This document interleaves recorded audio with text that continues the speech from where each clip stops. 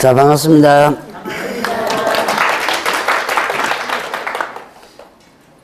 오늘 어디 할 차례예요?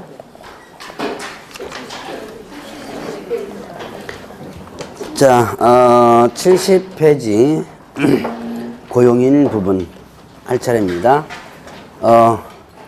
제가 좀 감기가 걸려가지고 모가지가 좀 갔어요. 목소리가 조금 간 거 느끼시나요? 멋있어요? 그러면 모가지를 조금 더 가게 해야 되겠다. 그러면 멋있게. 상태가 별로 좋지 않아가지고. 요즘 선생님들도 감기 많이 걸리더라고 보니까. 그래서, 저도 예외는 아닌 모양입니다. 제가 몸이 워낙 좀 튼튼해가지고 감기가 좀 안 걸리는데, 좀 이렇게 좀 많이 걸렸네요. 자, 봅시다. 이제 오늘, 고용인 부분. 자, 이제 중개 업무 부분을 하는데, 이 중개 업무 부분은 거의 절차 얘기예요. 그래서, 이해를 하거나, 이런 거보다는 그냥 절차를 한번 훑어본다라고 생각하시면 됩니다. 그래서 이제 중개사법의 각종, 그 절차란 내용들이 어느 정도 좀 나오는데요. 자, 봅시다. 고용인 하면 누굴 얘기해요? 고용인 하면 직원. 자, 직원 하면 누구죠? 소속공개사하고 중개보전. 또 물어봐야죠. 소속공개사 누구예요? 자, 이제 그렇게 해야 되면 돼요. 자, 그냥 자격증이 있는 기관이고 이제는 이제 공부했잖아요, 이제는. 그러니까 자, 일단 누구에게 소속된 개업 공인중개사에 소속된 누구예요? 공인중개사로서 그다음에 업무를 수행하거나 보조하는 자. 자, 그러면 이제 중개보전을 보죠. 중개보전이 어떻게 되죠? 아니다. 뭐가 아니에요? 공인중개사가 아닌 자로서 소속됐죠? 개업공개사에 소속되어 중개대상물에 대한 현장 안내 일반 서무 등 단순 업무를 뭐하는 자? 보조하는 자. 그래서 자, 이 두 사람을 뭐라 한다? 자, 이제 고용인이라 그런다 그랬죠. 자, 고용인 하면 그러면 일단 소속 공인중개사와 그 다음에 또 중개보조원이 있는데 자, 이 두 사람을 개업공개사는 둘 수 있다. 자, 두어도 되고 안 둬도 되고 한 사람 둬도 되고요, 여러 사람 둬도 되고 인원수 제한이 없습니다.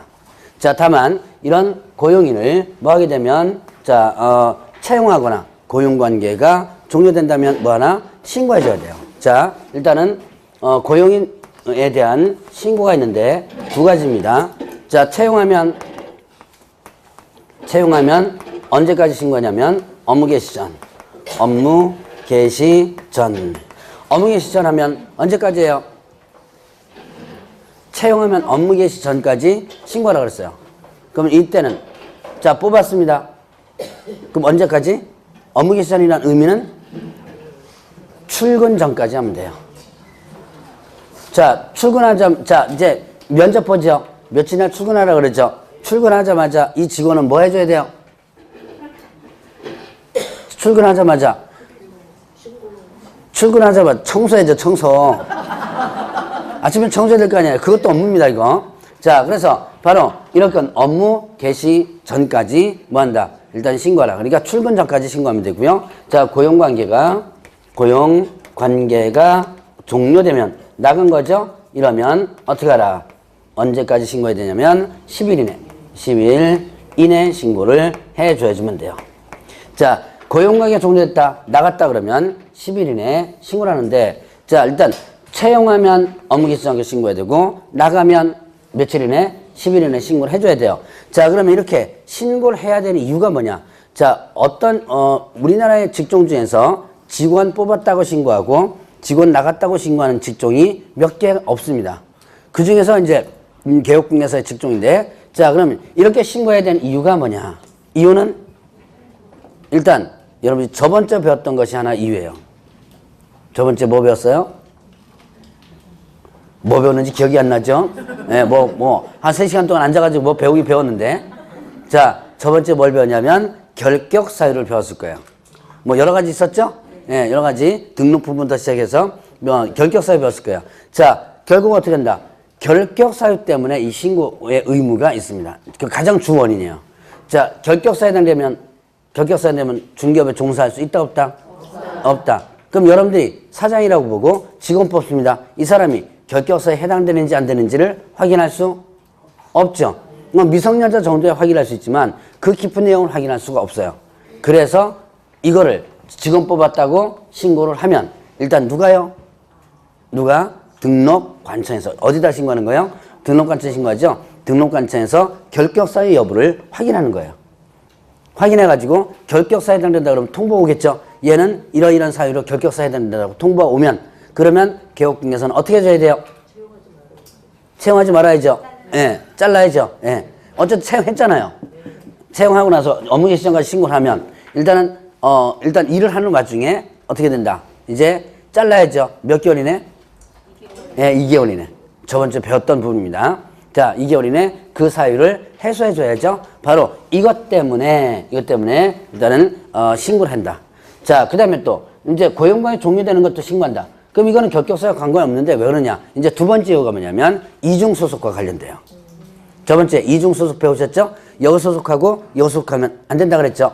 자, 이중소속과 관련되기도 합니다. 그러니까 여러 가지 이유에서 이렇게 신고를 하도록 하고 있어요. 자, 그러면 이제 이렇게 고용인을 채용했습니다. 그러면 개업공개사의 책임이 있어요. 자, 고용인 채용 시 개업 공인중개사의 책임이 있었습니다. 자, 일단 민사 책임 있고요. 민사 책임. 그 다음에 또 행정상의 책임 있고, 그 다음에 뭐가 있다? 형사 책임 이렇게 세 가지 책임이 있습니다. 자, 그러면 민사 책임. 민사와 관련된 부분이니까 뭐와 관련되는 거? 돈과 관련되죠. 민사니까 돈과 관련되는 거예요. 자, 그러면 결국 돈과 관련되는 부분이니까 뭐가 된다? 손해배상 책임이 있죠.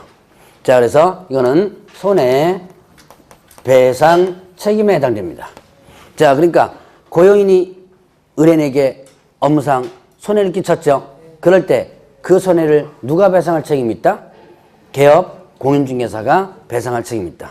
라고 하는 것이 바로 이런 민사 책임의 가장 대표적이죠. 자, 그러면 일단 누가 잘못한 거죠? 예, 직원이 잘못했죠. 그럼 이제 개업공개사가 배상 책임이 있다 그랬습니다. 그럼 잘못한 직원은 어떻게 돼요? 얘도 배상 책임이 있겠죠. 지가 잘못했으니까 지도 배상 책임이 있겠죠. 그냥 너도 책임지고 나도 책임지고 이거를 뭐라 하냐면 연대 책임이라고 합니다. 그래서 이 손해배상 책임은 뭐에도 해당된다? 자, 연대 책임이기도 합니다. 그러니까 잘못한 놈도 일단 책임져야죠. 그 다음에 또 채용한 나도 책임진다. 이렇게 연대 책임으로 일단 여러분들이 기억해 놓으시고요. 자, 그럼 이제 행정상의 책임. 자, 여기서 보면 고용인의 업무상 행위는 누구 행위로 본다? 자, 개업 공인중개사의 행위로 본다 그랬습니다. 자, 이제 여기 민법 시간에 배웠던 거 아마 기억날 겁니다. 뭐뭐로 본다. 이게 뭐죠? 뭐뭐로 본다? 간주하는 거죠. 자, 여러분들이 추정규정과 간주규정 공부했죠? 들어본 것 같죠? 아직 안 했나요? 했던 것 같은데. 예. 우리 민법 선생님이 다른 학원도 같이 강의하거든, 저랑. 근데 다른 학원은 했던 것 같은데. 추정규정과 간주규정. 자, 일단 보죠. 자, 뭐뭐로 본다. 이거는 일단 간주하는 거. 추정이 뭐예요? 추정은 바뀔 수 있죠. 자, 추정한다. 라고 한다면 이거는 언제든지 바뀔 수 있는 거죠. 그러니까 이거는 여러분들 이제, 뉴스 같은 데 보면 돼요. 강도, 어제 보니까 저거 있던데. 경남 어디선가? 은행 강도, 있더만요. 그러면 잡혔어요, 일단은. 자, 일단 잡히기 전에 한번 보죠. 자, 은행 강도를 했는데, 자, 키는 180으로 추정되고, 나이는 30대로 추정된다. 뭐 이렇게 뉴스가 나와요. 근데 지금 잡아보니까 키는 180이고, 나이는 40대일 수도 있죠. 이렇게 바뀔 수 있는 거예요. 그러니까 추정은 이렇게 바뀔 수 있는 건데. 자, 일단 문제는 간주가 문제예요. 자, 간주는 바뀐다, 안 바뀐다? 안 바뀌죠. 그러니까 못을 완전히 박아버린 겁니다. 자, 그 간주 규정이 뭐가 된다? 뭐뭐로 본다. 이렇게 된 거예요. 자, 요게 이제 간주 규정이죠. 자, 그러면 고용인의 업무상 행위는 개업 공인중개사 행위로 본다. 그랬습니다. 그럼 결국 고용인의 업무상 행위는 결국 누구의 행위예요? 개업 공인중개사의 행위죠. 자, 그러면 고용인의 업무상 행위가 만약에 등록 취소라든가 그 다음에 또 업무 정지 행위를 했다면, 자, 등록 취소 업무 정지 행위를 했다면 결국은 누가 등록 취소 업무 정지를 당한다? 예, 개업공개사, 개업 공인중개사가 등록 취소 업무 정지를 당한다 라고 하는 게 요 내용이에요. 자, 그러면 이제 또 형사책임. 자, 이거는 뭐냐면 양벌 규정입니다. 양벌 규정. 자, 이거는 뭐예요? 양쪽을 만다, 벌한다. 자, 여기 양벌 규정이죠. 자, 그러면 이게 고용인이 이 법을 위반해가지고 어떻게 된 거예요? 이 법 위반해서 형벌사항에 해당될 때 이때 그를 벌하는 외에 누구도 같이 벌한다? 위반 행위를 누가 한 거예요? 위반 행위를 직원이 소속공개사나 중개보전 고용인이 했죠. 그러면 얘는 당연히 벌하는 거죠. 근데 그를 벌하는 외에 누구도 같이 벌한다. 개업 공인중개사 같이 벌한다. 그래서 자, 개업 공인중개사도 같이 벌하는데 어떻게 한다? 동조에 규정된 벌금형을 관한다 이렇게 했습니다. 자, 그러면 고용인이 이 법, 다른 법과 관련된 부분은 상관없어요. 중개사법과 관련된 부분만 됩니다. 이 법의 형벌은 1-1, 3-3 이렇게 돼요. 자, 그러면 예를 들어서 1년 이하 징역 등 1천원 벌금 행위를 했다라고 한다면, 자, 예를 들면 어떻게 돼요? 1년 이하 징역을 보내든지 아니면 벌금을 부과든지 둘 중에 하나겠죠? 근데 그를 벌하는 누구도 개업 공인중개사도 벌한다. 어떻게 벌한다? 동조 규정된 벌금형을 받는다.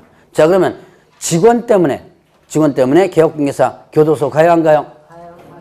직원 때문에 개업공개사 교도소 간다 간다? 안 간다. 뭐만 문다? 네, 벌금만 무는 거예요. 자, 보내야 돼요. 그럼 누가 직원 뽑아요? 저 직원 때문에 저 교도소 가면, 자, 그래서 벌금형만 가는 거예요. 자, 그러면 보죠. 이때 이 양벌 규정을 적용하지 않는 것이 있다. 어떤 경우냐면 상당한 주의와 감독을 게을리하지 않았을 때. 자, 상당한 주의와 감독을 게을리하지 않았다. 자, 고용인의 업무상 행위에 대해서 상당한 주의와 감독을 게을리하지 않았다면 양벌 규정 자체가 적용되지 않는다라고 합니다. 그러면 도대체 상당한 주의와 감독을 게을리하지 않은 게 도대체 어떤 거냐? 허구한 날 어떻게 돼요? 직원 뒷공문이 쫓아다녀야지만 되죠? 카메라 들고 쫓아다녀야 돼요. 왜냐? 뭐 CC를 갔다, CC, 뭐, 어디 화장실 같은 데 쫓아다니면 됩니다. 왜 그러냐? 자, 만약에 상당한 주의와 감독을 게을리하지 않다는 것을 어떻게 해요? 법원에 증거로다가 제출해야지만 이렇게 뭡니까? 양벌 규정을 면하겠죠? 그러니까 나는 입으로, 나 상당한 주의와 감독을 게을리하지 않았다. 아무리 주장해봤자 소용없는 거예요. 그러니까 증거를 제출해야지만 일단은 이 양벌 규정 면하겠죠. 그러니까 어떻게 해요? 카메라 들고 맨날 쫓아다녀야 돼요. 일하지 말고. 네. 근데 현실적으로 이게 아니죠. 그래서 이게 참 애매해요. 상당한 주의와 감독을 게을리하지 않았을 때 양벌 규정이 적용되지 않는데 문제는 그게 어떤 거냐. 자, 여러분들 실무사에서는 허구나 쫓아다닐 수 없으니까 자, 그냥 요거서부터 이제 참고로 들어오세요. 나중에 직원 뽑을 때 일단 여러분들이 고용계약서를 써야 돼요. 이제 실무사에서 보면 여러분들 의외로 고용계약서를 안 쓰고 그냥 채용하는 경우 많더라고 보니까. 근데 고용계약서를 쓰면서 여기에 중개사법 위반 사항들 있죠? 쭉 해서 여러분들 저기 뭡니까? 보험약관 같은 거 보면 거기에 뭐 있어요? 그 내용들 쭉 있죠? 당신 읽었습니까? 그러면 예 해가지고 동의하는 거 있죠? 사인 한번 받아 놓으세요. 그래서 이런 식으로 해서 고용계약서를 하나 쓰고 그 다음에 공식적인 교육을 좀 많이 받도록 하세요. 자, 그래서 뭐 협회 교육이라든가 이런 외부에서 나오는 교육들이 있거든요. 그런 것들을 많이 받도록 해놓는다면 자, 나중에 양벌 규정에 대한 부분이 어떤 걸릴 때 나 이렇게 상당한 주의와 감독을 게을리하지 않았다는 것을 증거로서 제출해 줘야 될 거 아니에요. 자, 이거는 이제 참고사항이고 자, 일단은 여러분들 일단 예외적으로 하는 거. 자, 형사 책임을 면할 수 있는 거, 즉 양벌 규정을 면할 수 있는 예외가 뭐 있다? 그 고용인의 위반행위에 대해서 상당한 주의와 감독을 게을리하지 않았다면 양보 규정 자체가 적용되지 않는다. 자, 여기까지가 일단은 고용인과 관련된 부분. 자, 이제 이거 갖고 나중에는 이제 사례 문제로다가 문제 풀어 나가야 될 거예요. 그래서 지금은 이런 기본 내용만 한번 좀 정리를 한번 해보시고, 자, 그러면 74페이지로 넘어갑니다. 중개사무소라는 게 있는데요. 자, 중개사무소는 어디에다 두는 거예요? 중개사무소 어디다 둔다? 등록관청, 관할, 구역. 네. 자, 그러면 여러분 저번 주에 등록관청 배우셨죠? 등록관청은 어디를 등록관청이라고 그랬죠? 어디를 등록관청이다? 사무소, 소재지, 시, 군, 구 이렇게 했죠? 그러니까 자, 바로 시군구, 이때 시는 구가 설치되지 않은 시. 저번 주 배웠었습니다. 자, 그래서 그 중개사무소는 그 등록관청 관할 구역 안에다가 두게 되는 거예요. 그러면 이때 중개사무소는 1인 1사무소가 원칙입니다. 자, 한 사람은 어떻게 돼요? 하나의 사무소밖에 갖추지 못한다. 자, 그러면 이 규정에 의해서 이게 이상 사무소 설치하는 것을 뭐한다? 금지하고요. 그 다음에 이동이 용이한 임시중개시설, 임시중개시설물 설치를 어떻게 한다? 금지한다 이렇게 됐어요. 자, 두 가지. 자, 일단 2개 이상 사무소 설치하는 거 금지한다 그랬습니다. 자, 그러면 소위 말하는 이중사무소 설치 금지하는 거예요. 근데 여러분들이 저번 주에 이중자를 두 개를 배웠어요. 뭘 배웠냐면 이중 등록과 이중 소속. 오늘 배울 게 이중 사무소 다 세 개가 금지되거든요. 근데 언뜻 보면 비슷비슷해요. 자, 저번 주에 배운 거 한번 볼까요? 이중 등록. 이건 여러분들이 뭔지 대충 아시겠죠? 이중 등록이란 내가 이 동네에다가 등록을 해놓고 다시 또 다른 동네 가서 어떻게 돼요? 여기다가 또 하나에 등록하는 거예요. 자, 여기다가 등록하고 여기다가 등록하고 요게 뭐가 된다? 이중 등록. 이중 등록하다 적발되면 어떻게 되죠? 등록이 반드시 취소. 절대 등록 취소라 그랬죠. 그 다음에 또 형벌이 1-1. 1년 이하 징역 또는 1천 월급. 어떻게 기억나죠? 이렇게 그냥 기억나면 돼요. 이거 외우려고 하지 말고 5월달까지 가면 60% 정도는 여러분 머릿속에 앉혀져 있습니다. 다는 못 외우더라도. 자, 그러면 이렇게 이중 등록은 등록이 반드시 취소되고 1년 이하 징역 또는 1천 원 벌금이에요. 자, 그럼 이중 소속이 어떻게 된 거예요? 이중 소속은 여기다가 등록을 하고 그 다음에 여기는 뭐예요? 소속을 하거나. 그러니까 여기다가 등록한다면 이중 등록이 되죠? 근데 여기는 등록했는데 여기는 소속했어요. 내가 개업중개사면서 다른 데도 취직하는 경우 있죠? 다른 중개사무소에 이게 이중 소속. 아니면 여기에도 소속됐거나 또 여기 또 소속되고 나서 또 여기에 뭐 한다면 소속된다면 이게 뭐가 되는 거? 이게 이중 소속이에요. 자, 그러면 개업중개사가 이중 소속하면 등록이 반드시 취소된다. 1년 이하 그리고 떠나서 1년 이하 징역 또는 1천만 원 벌금에 해당되죠. 자, 그러면 이제 이게 저번 주에 배웠던 이중 등록과 이중 소속입니다. 그런데 이중 사무소는 뭐냐? 자, 내가 여기다가 등록을 합니다. 사무소 일단 차려놨죠. 요즘 잘 나가는 곳이 세종시로 한번 해볼까요? 잘 나가는 곳 어디예요? 좀 서울도 요즘 저 재개발 지역 잘 나간다 그러는데 재건축 지역들. 자, 일단 세종시 한번 보죠. 내가 여기다가 광명에다가 등록해놓고 세종시에 일부러 왔다 갔다 합니다. 그러면 거기다가 가서 여기서 뭡니까? 사무실 있고 저 세종시에 가서는 마땅히 어디 갈 데가 없죠. 가면 이제 커피숍 가가지고서는 상담해야 돼요. 그러니까 거기다가 뭘 만들어 놓는 거예요? 사무소만 하나 준비해 놓는 거예요. 요게 뭐가 된다? 이중 사무소죠. 자, 그래서 거기서 마땅하게 고객 만나가지고 상담해주고 할 때가 마땅치 않으니까 거기다가 사무실 하나만 더 구해놓는 거. 요게 이중사무소다라고 볼 수 있어요. 자, 그러면 이렇게 이중사무소 설치하는 거 금지하고 그 다음에 또 이동이용이한 임시중개설물. 자, 이동이용이한 임시중개설물 이게 뭐였죠? 소위 말하는 떴다방. 우리나라는 참 방도 많죠?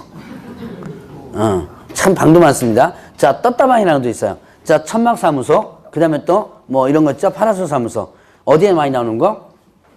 예, 분양사무소에서 많이, 분양사무소 앞에. 이게 분양할 때 많이 나오죠? 자, 그런 거. 그런 것들 설치하면 안 된다는 얘기예요. 그래서 만약에 이계상사무소 설치했다. 그 다음에 이동이용이한 임시중개 설치했다.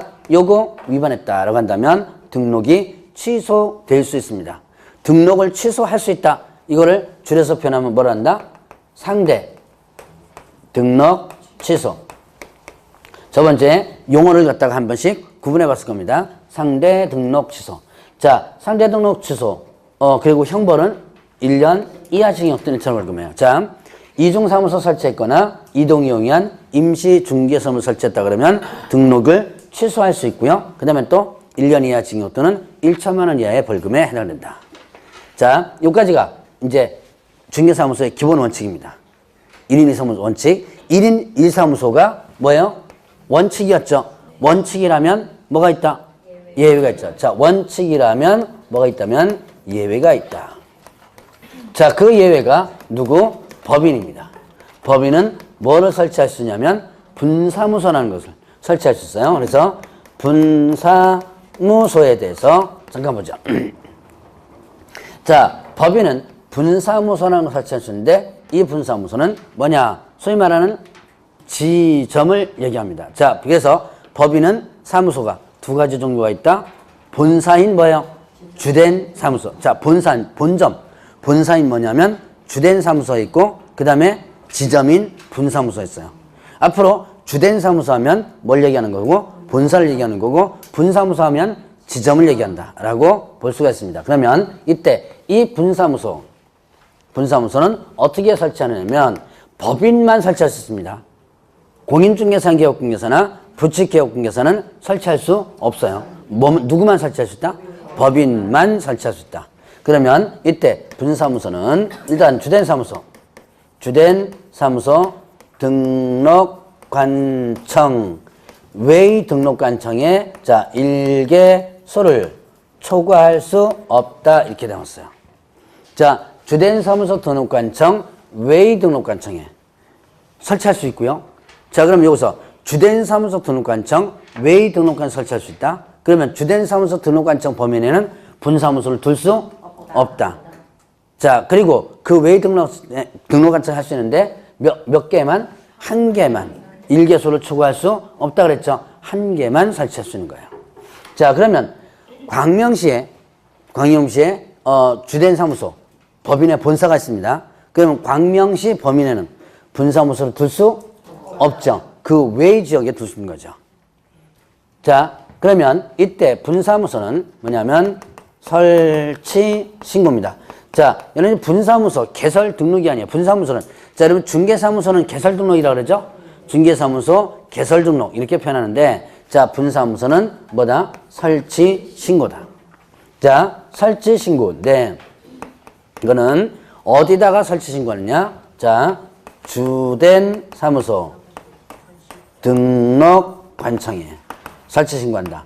자, 분사무소에 대한 여기서 이제 여러분들이 반드시 기억해 놓을 거.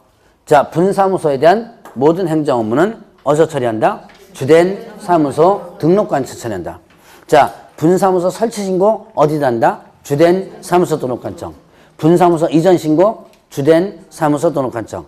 분사무소 인장 등록 주된 사무소 등록관청. 모두 다 분사무소나 행정 업무와 관련된 부분은 모두 주된 사무소 등록관청에서 처리를 합니다. 그러면 이제 이때 주된 사무소 등록관청에다가 설치 신고를 하기 위해서는 일단 기본적으로 이제 준비를 해줘야지만 되죠. 자, 준비 과정을 보겠습니다. 일단 설치되는 지역에 뭘 구하냐면 사무소를 구합니다. 사무소 구해요. 사무소 조건은 저번 주에 배웠던 거 그대로 등록 신청할 때 사무소 조건이 있었죠? 등록 신청할 때 있었죠? 네. 자, 뭐였죠? 자, 중개사무소 조건. 일단 뭐 공부하지 말라 그랬죠, 제가. 중개사법. 예. 네. 공부하지 말라 그러니까 공부 열심히 안 하고 있죠? 예, 네, 안 하고 있을 겁니다. 근데 대신에 뭐 공부하라 했어요? 예. 네. 하라 그랬죠? 예. 네. 공부하지 말라고 중개사법도 공부 안 하고 민법도 공부 안 하고 개론도 공부 안 하면 안 됩니다. 예. 일단은 민법 개론 공부해 줘야 돼요. 공부하지 말라 그랬으니까. 대답 당연히 또 안 나올 거지만 그래도 운을 띄면 기억이 날 거예요. 운을 띄면 자 일단 어디에 기재된 건물이라고 그랬죠? 예, 건축물 대장에 기재된 건물. 자 중개사무소 요건이었죠? 어디는 안 됐었어요. 가설 건축물 대장은 안 된다 그랬죠? 제외된다 그랬고 자 그 다음에 건축물 대장이 없어도 되죠? 준공검사 사용 승인을 받았다면 이럴 때는 건축물 대장이 없어도 된다. 그 다음에 또 확보하는 방법은 어떻게 된다 그랬어요? 확보하는 방법은 소유하거나 전세, 임대차, 사용대차 방법으로 이렇게 하죠. 자, 이 조건이 분사무소 조건에 그대로 적용됩니다. 사무소와 관련된 부분은 이 조건이 그대로 적용돼요. 자, 그러면 이제 이렇게 사무소를 구하고 그 다음에 누굴 뽑아라? 책임자 뽑아야 돼요. 분사무소 책임자를 뽑아야지만 됩니다. 일단 사무소 구하고요. 그 다음에 책임자 누구? 공인중개사 뽑아주면 됩니다. 분사무소 책임자는 누구냐? 그 분사무소의 장이죠. 그러니까 이게 분사무소가 지점이라고 그랬죠? 소위 말하는 지점장이에요. 지점장을 뽑습니다. 지점장은 누구 해주면 된다? 공인중개사.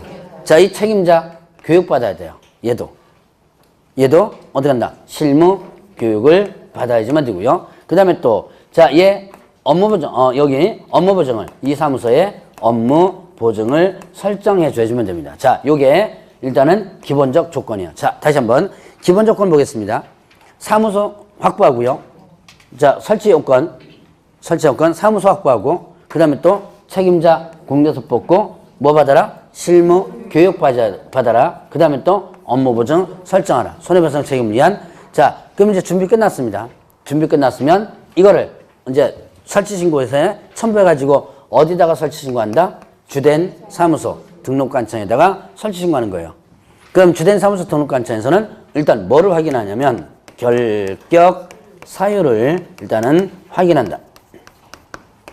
자, 결격 사유를 확인하는데 자, 결격 사유 확인해가지고 누구 거 확인하는 거예요? 책임자 거 확인하죠. 책임자의 결격 사유를 확인하고 나서 그 다음에 적합하다면 신고 필증을 뭐 한다? 교부해줘요. 자, 분사무소 설치 신고 필증입니다. 자, 중개사무소는 뭐였었죠? 등록증이었죠. 그래서 여러분들이 등록증 나오는 데는 항상 분사무소라면 뭐다?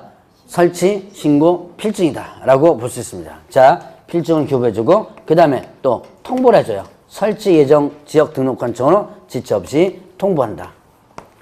자, 예를 들어서 광명에서 주된 사무소 있다면 어디다가 일단 분사무소 설치 신고한다? 광명시청에다가 했죠? 네. 자, 여기에 옆에 뭐 구로구에다가 한번 해봅시다. 구로구에다가 분사무소를 일단 설치하고 설치 신고를 하죠. 그러면 어디다가 광명시청에다가 하면 광명시청에서는 결격서 확인하고 신고 필증을 광명시청에서 교부해준 다음에 자, 광명시청에서는 어디로? 구로구로다가 통보하는 거예요. 너 동네에 우리의 분사무소가 들어갔다. 통보를 하는 거죠. 자, 요까지가 분사무소에 대한 기본적인 절차입니다. 그래서 요 절차는 머릿속에 나중에라도 기억을 해놔야 되는데 지금은 우선 여러분들이 뭐를 기억하냐. 아, 분사무소는 누구만 설치할 수 있다? 법인만. 네, 법인만. 자, 공인하고 부칙은 분사무소 둘 수 있는 게 아니라 그랬죠. 자, 그 다음에 또 분사무소는 모든 행정 업무는 어디서 처리한다? 예, 주된 사무소에 처리한다. 요것만 여러분들 일단 지금은 기억하면 돼요. 여기 있는 거 다 기억할 필요 없이요. 다 머릿속에 다 집어넣으면 참 좋겠지만 아마 다른 거 집어넣기 위해서는 요걸 좀 빼놔야지만 될 거야 아마. 자, 일단 한번 눈도장 찍어 놓으면 3월 달에 가서 공부할 때 조금 편할 거야 아마. 자, 그래서 분사무소 설치와 관련된 부분은 요 정도 정리를 한번 해보고요. 자, 그러면 이제 76페이지 보면 거기에 뭐가 나오냐면 자, 사무소 명칭과 그 다음에 또 성명 표기 이런 것들이 나오는데요. 자, 사무소 명칭 뭐죠? 개업중개사, 개업 공인중개사는 자, 이제 어떤 명칭 써라? 공인중개사, 공인중개사 사무소. 그 다음에 또는 부동산 중개 둘 중에 하나를 써라. 자, 개업중개사는 뭘 써나? 공인중개사 사무소라든가 부동산 중개라든가 둘 중에 하나는 명칭을 써야 된다. 그래서 여러분들이 이렇게 밖에 돌아다녀 보세요. 거기 보면 무슨 부동산 뭐 이렇게 큰 글씨로 써 있지만 그 밑에다가 뭐라고 꼭 표시가 되냐면 공인중개사 사무소라고 조그맣게라도 표시가 돼 있죠. 반드시 이 표기를 해줘야지만 되는 거예요. 자, 아니면 부동산 중개라는 표시를 하든가 둘 중에 하나를 일단 해줘야지만 됩니다. 이거는 뭐를 표시하는 거? 개업 공인중개사라는 것을 표시하는 거예요. 자, 만약에 개업공개사가 이런 간판 등에 이런 걸 표시를 안 해놨다라고 한다면 이때는 100만 원 이하의 과태료입니다. 오늘 100만 원 이하의 과태료 줄줄이 나와요. 자, 이제 명칭과 관련해서 개업공개사는 공개사무소, 부동산 중개 둘 중에 하나 써라. 위반하면 어떻게 된다? 100만 원 이하 과태료. 자, 그러면 이때 부칙 개업공개사였죠. 자, 이 부칙 개업공개사는 어떤 사람이죠? 자격증 없는 사람이죠. 자, 자격증 없어도 중개사무소 개설 등록한 것으로 보는 자, 등록한 것으로 법적으로 간주를 해줘. 영업을 하게 만들려면 어떻게 돼요? 이제 영업권을 인정해 준다 그랬죠? 그럼 영업권을 인정해 주려면 얘는 옛날부터 중개업을 해둔 사람이죠. 근데 자격증이 없는 사람이에요. 근데 영업을 해주려면 등록을 어떻게든 시켜야지만 되죠? 그래서 등록한 것으로 간주를 해줘. 등록한 것으로 보는 자 이렇게 됐어요. 그래서 등록한 자가 뭐예요? 개업 공인중개사죠. 그래서 개업공개사 명칭을 쓰기는 쓰는데 얘는 원래 공인중개사가 아니죠. 자, 그래서 얘는 공인중개사가 아니니까 뭐를 쓰면 안 된다? 예, 공인중개사 사무소라는 명칭을 사용해서는 안 된다. 금지. 자, 그래서 부칙은 공인중개사 사무소라는 명칭을 쓰지 못합니다. 만약에 부칙개업공개사가 이렇게 공개사무소라는 명칭을 썼다 그러면 어떻게 된다? 일단은 100만 원 이하의 과태료예요. 자, 요 공인중개사 사무소를 썼다 그러면 100만 원 과태료고요. 부칙은 그렇게 시험 문제 많이 나오지는 않습니다. 근데 이제 전체적으로 뭉뚱그려 가지고 가끔 나오기 때문에 여러분들 알아두셔야 돼요. 자, 그러면 이제 또 개업 공인중개사가 아닌 자, 개업 공인중개사가 아닌 자는 자, 공인중개사 사무소 또는 부동산 중개 또는 이와 유사명칭에 대해서 사용을 금지한다 이렇게 됐어요. 자, 이런 또 유사명칭 사용 금지가 있습니다. 자, 개업 공개사 아닌 자가 누구예요? 등록하지 않은. 그렇죠. 등록하지 않은 자. 개업 공개사는 누구죠? 이 법에서 중개사무소 개설 등록한 자죠. 이 법에서 중개사무소 개설 등록한 자를 뭐라 한다? 개업 공인중개사. 그러면 이때 등록하지 않은 자를 뭐라 한다? 개업 공개사가 아닌 자라고 표현하는 거예요. 그러면 이 개업 공개사는 등록하지 않았죠. 그러면 어떤 명칭? 공개사무소라든가 부동산 중개라든가 또는 이와 유사한 명칭을 사용해서는 안 된다. 자, 그러면 이 공개사무소라든가 부동산 중개 이거는 누구만 쓰란 얘기? 예, 개업 공인중개사만 쓰란 얘기죠. 그래서 요거를 위반한다면 얘네들은 1년 이하 징역 또는 1천만 원의 벌금에 해당돼요. 자, 저번 주에 유사명칭 사용 금지를 하나 배웠는데 뭘 배웠냐면 이것도 한번 머릿속에 한번 생각해 보세요. 공인중개사가 아닌 자 한번 배운 적 있습니다. 공인중개사가 아닌 자는 공인중개사 또는 이와 유사명칭 사용해서는 안 된다. 뭐 이거 저번 주에 한번 배운 적 있었어요. 여기는 공인중개사가 아니라 뭐예요? 개업 공인중개사 아닌 자 이렇게 됩니다. 문장 바꿔서 나오기 시작하면 머리 아파요. 이거 생각보다 머리 아픈 문제입니다. 이게. 자, 그러면 이제 이렇게 개업 공개사 아닌 자는 이런 명칭 쓰면 안 되고요. 자, 그러면 이제 성명 표기하라 그랬어요. 성명을 표기하라. 어디다가? 자, 옥외 광고물 중, 자, 가로형, 그 다음에 세로형, 그 다음에 돌출, 그리고 옥상 간판. 가로, 세로, 돌출, 옥상, 네 가지 간판. 뭔지 아시죠? 가로형 간판이 뭐고, 여러분, 가로 쪽으로 붙은 거, 그 다음에 세로 이렇게 붙은 거, 그 다음에 돌출 튀어나온 거 있죠? 거기다가 옥상은 옥상에 붙어 있는 거죠. 뭐 이건 뭐 제가 설명 안 드려도 될 거고. 자, 이 가로형, 세로형, 돌출, 옥상 네 가지 간판에는 뭘 써라? 개업공개사의 성명을 표기하라. 이름 쓰란 얘기예요. 인식할 수 있을 정도로. 인식할 수 있을 정도라는 것은 일반인들이 쳐다봐서 어떻게 돼요? 보일 정도로 쓰라는 얘기죠. 그럼 여러분들이 저기 사무소 간판 보셨죠? 이름 다 있죠? 네, 이름 다 있습니다. 근데 원래는 이게 다 써야 돼요, 이게. 여러분들이 중개사무소에 간판 보통 몇 개 달아요? 일단 가로형 간판 달고, 그 다음에 옆에 세로 간판 달고, 돌출도 있더만요. 원래 법적으로는 다 써야 돼요. 간판마다. 근데, 보통 이제 가로형 간판에만 대부분 이름이 써져 있더라고요. 근데 관청에서는 거기다 하나만 써도 일단 단속은 안 하는데, 원래 법적 해석은 싹 달아야지만 됩니다. 이름을. 간판이, 자, 가로, 세로, 돌출, 옥상 중에 하나가 아니라 아예 설치하는 간판마다 다 달아야 되는 게 원칙적 해석이에요. 자, 그러면 이렇게 성명을 표기하라. 자, 법인의 대표자는 얘기 잘못했다. 법인에 있어서 주된 사무소는 대표자. 예, 이 뒤에 나와야 되는데 앞에 나와버린다. 자, 주된 사무소는 대표자, 분사무소는 책임자. 자, 일단 법인은 사무소가 두 가지가 있다 그랬죠? 주된 사무소와 분사무소. 그래서 주된 사무소는 누구다? 대표자가, 분사무소는 책임자가 이름을 써내주면 됩니다. 여러분들 저기 집에서 가스불 장구 나왔어요?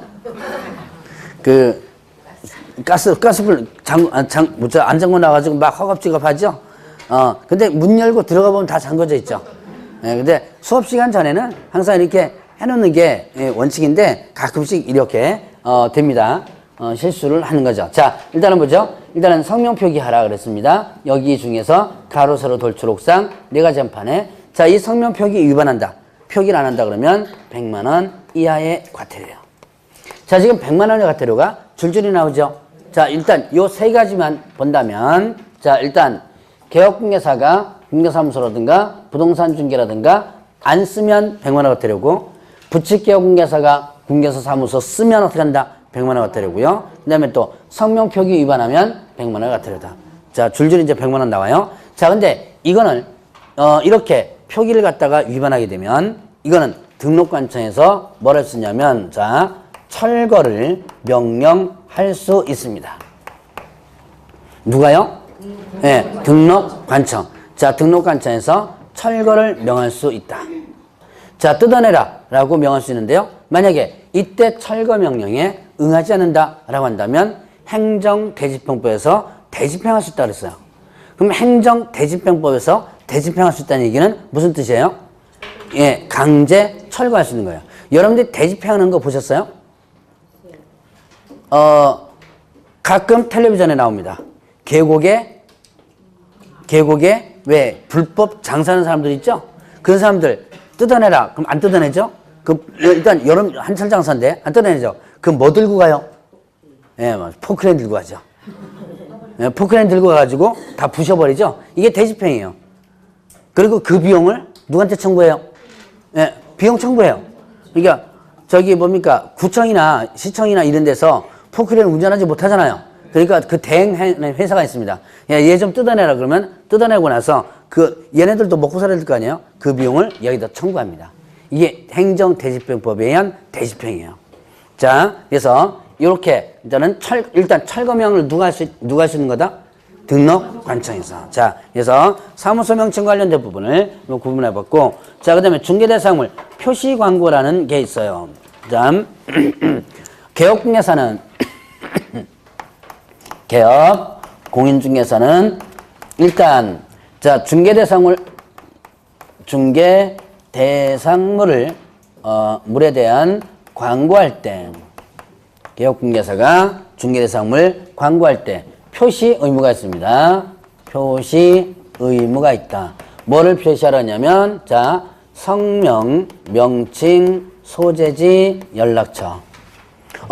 여기 일단 개업공개사 뭐예요? 성명, 그 다음에 명칭, 소재지, 연락처.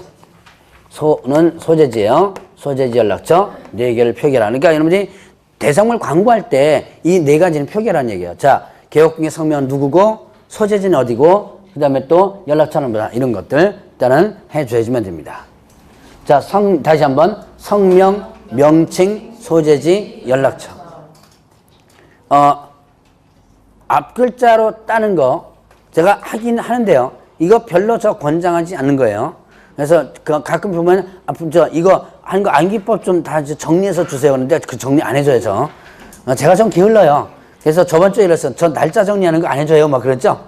예, 이거 안 해줍니다, 이거. 이거는 앞글자 따는 것은 보조적 수단이 돼줘야 돼요. 이게 주수단이 되면 안 됩니다. 그러면 여러분들이 수업, 좋은 점수 못 얻어요.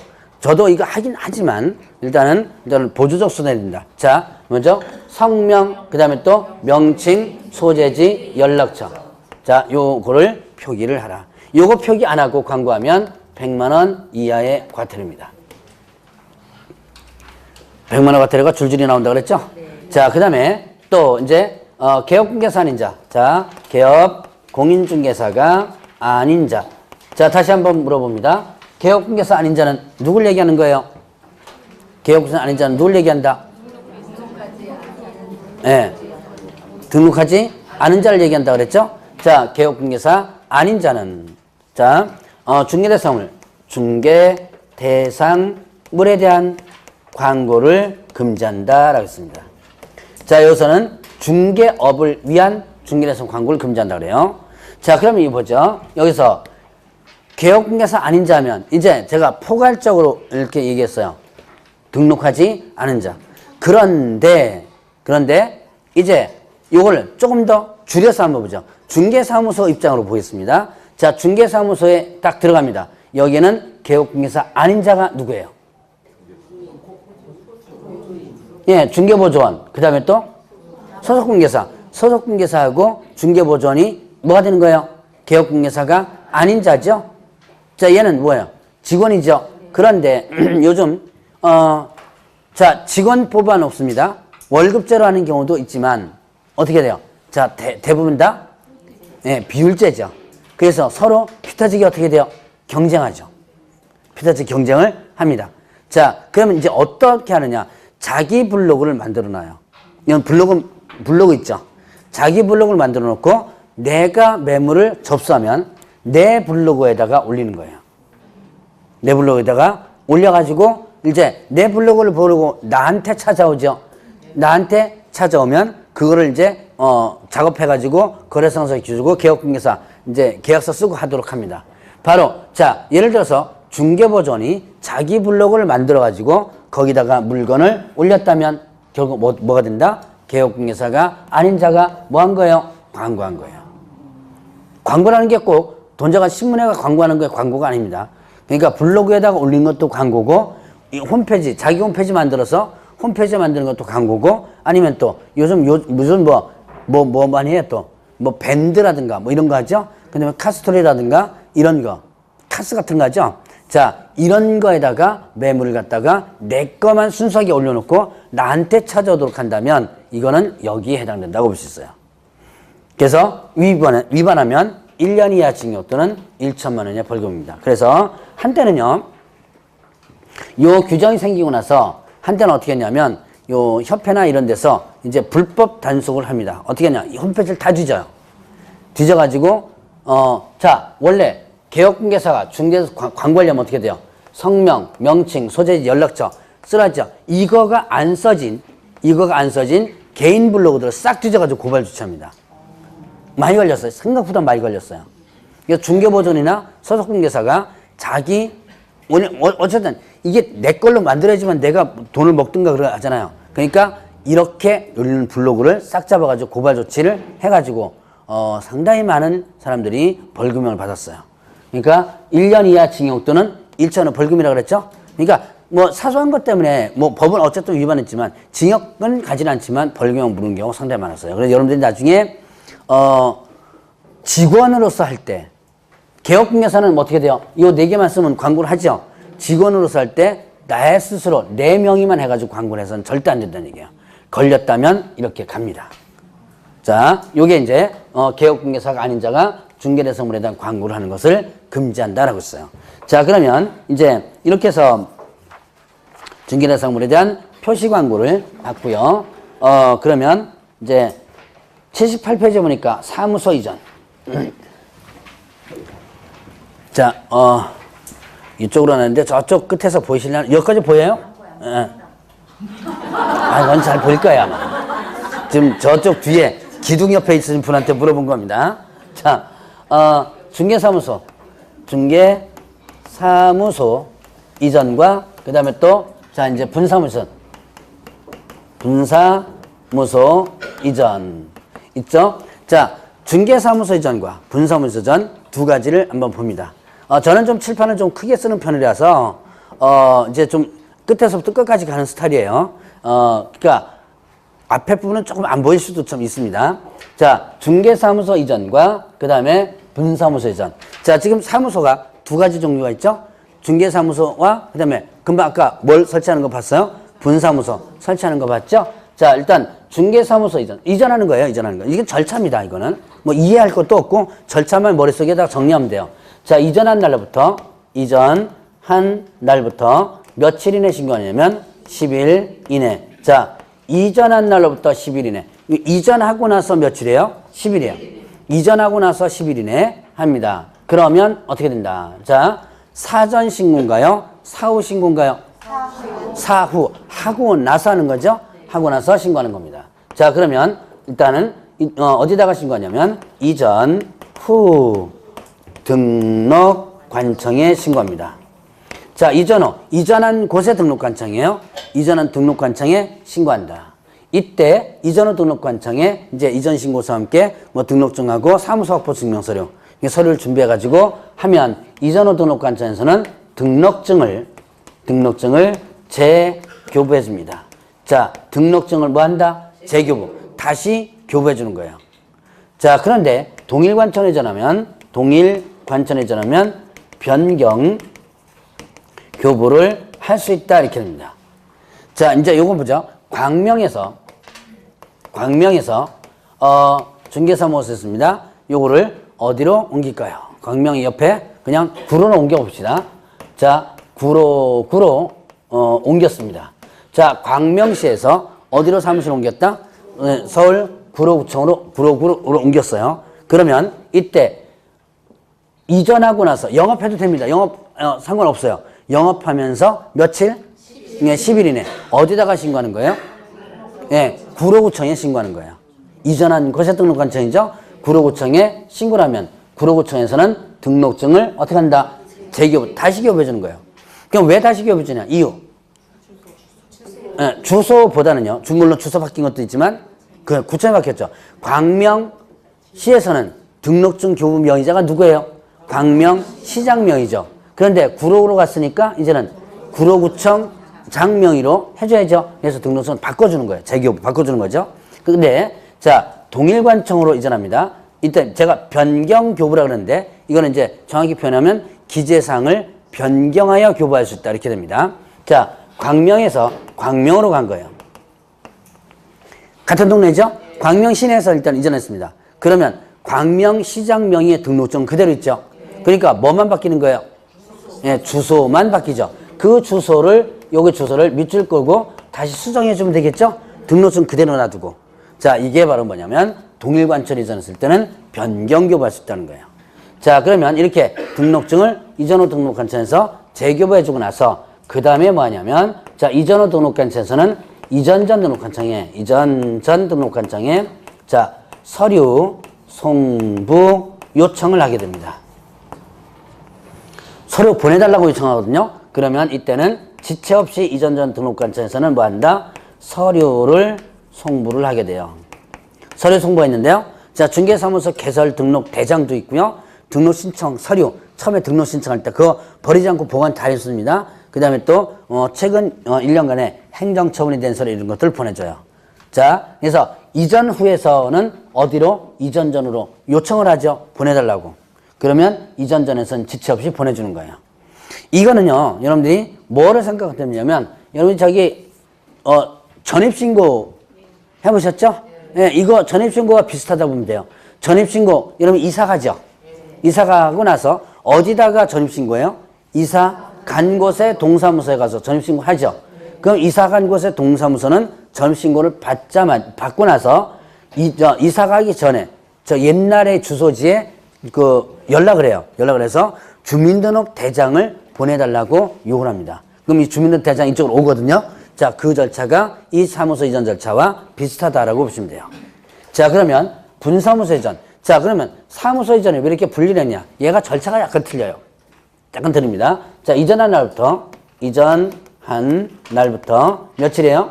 네, 10일. 자, 10일 이내. 자, 이전한 날로부터 10일 이내에 어디다가 이전 신고하느냐? 자, 예. 분사무소에 대한 모든 행정 업무는 어디서 처리한다? 주된 사무소 등록 처리한다. 그래서 자, 여기는 주된 사무소 등록관청에 이전 신고를 하게 됩니다. 주된 사무소 소재지 등록한 이전 신고를 하면 자, 똑같이 자, 여기는 뭐가 있어요? 분사무소는 등록증 대신에 신고 필증이 있죠? 자, 이제 신고 필증을 어떻게 한다? 재교부해 주고요. 자, 그 다음에 동일관청 이전은 변경교부했을 때 내용 똑같아요. 자, 그러면 또 여기는 자, 이전 전, 그 다음에 또 이전 후 등록관청이 뭐 한다? 통보를 함으로써 끝납니다. 자, 이전 전과 이전 후에 뭐 한다? 통보를 함으로써 끝난다. 자, 보죠. 여기에서 보면 중개사무소 이전과 분사무소 이전에서 보면 일단 자, 공통점은 뭐예요? 이전한 날부터 며칠? 10일. 공통점이죠? 요거 10일 이내에 만약에 신고를 안 하면 100만 원 이하의 과태료예요. 10일 이내에 신고 안 하면 어떻게 된다? 100만 원 이하의 과태료. 그런데 이제 차이점을 보겠습니다. 이런 차이점들이 이제 시험문제 나오는데 중개사무소 이전은 어디다가 이전 신고? 이전 후. 자, 분사무소 신고는 어디다가? 주된 사무소. 여기다가 이전 후 등록관청 하면 안 되겠죠. 자, 그 다음에 또 여기는 서류가 송부되죠. 서류가 이전 전에 이전 후로 송부되죠. 근데 여기는 서류 송부되는 게 아니죠. 서류 송부되는 게 아니라 뭐 한다고 했어요? 네. 통보만 되죠. 이전 전과 이전 후에 뭐 하면 된다? 통보. 이전 전에는 너 동네에서 나왔다라고 통보하는 거고 이전 후에는 너 동네로 왔다 통보하는 거죠. 통보만 하면 끝입니다. 자, 그런 차이점들 여러분들이 구분하라. 자, 며칠이나 하라고 그랬어요? 네, 10일인. 안 하면 어떻게 된다 그랬죠? 100만 원 이하의 과태료. 자, 80페이지 좀 쉬었다 하시죠?